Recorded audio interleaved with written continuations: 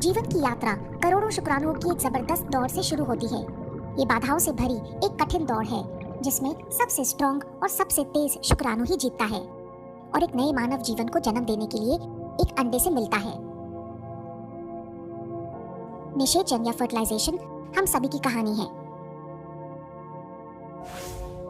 Sex के दौरान लगभग 30 करोड़ शुक्राणु योनि में जाते हैं।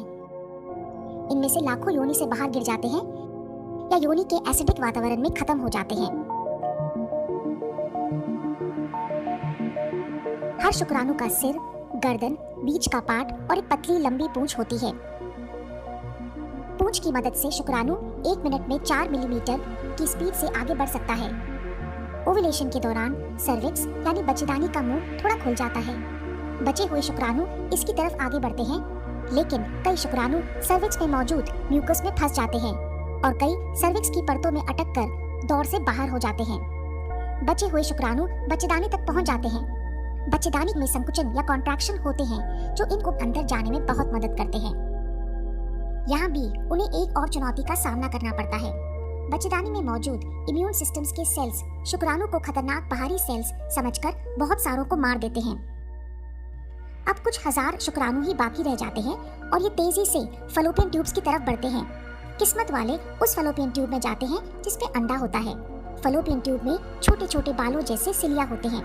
ये सिलिया अंडे को बच्चेदानी की तरफ धकेलते हैं। इस बहाव के खिलाफ सिर्फ सबसे स्ट्रॉन्ग शुक्राणु ही आगे बढ़ पाता है, बाकी सिलिया में फंसकर रह जाते हैं।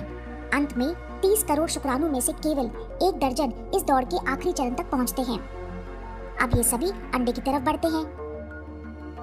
केवल 1 शुक्राणु अंडे में प्रवेश करता है और ये इस दौड़ का विजेता है। इसके बाद अंडे में कई बदलाव होते हैं जो अंडे की बाहरी दीवार को सख्त बना देते हैं। अब कोई और शुक्राणु अंडे में प्रवेश नहीं कर सकता है। अंडे के अंदर जाने के बाद शुक्राणु का सिर अलग हो जाता है।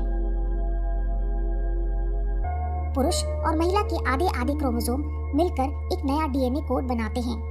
ये प्रकृति का चमत्कार है क्योंकि हर डीएनए कोड यूनिक होता है। फर्टिलाइजेशन की इस प्रक्रिया के बाद एक नया सेल बनता है जिसे जाइगोट कहा जाता है।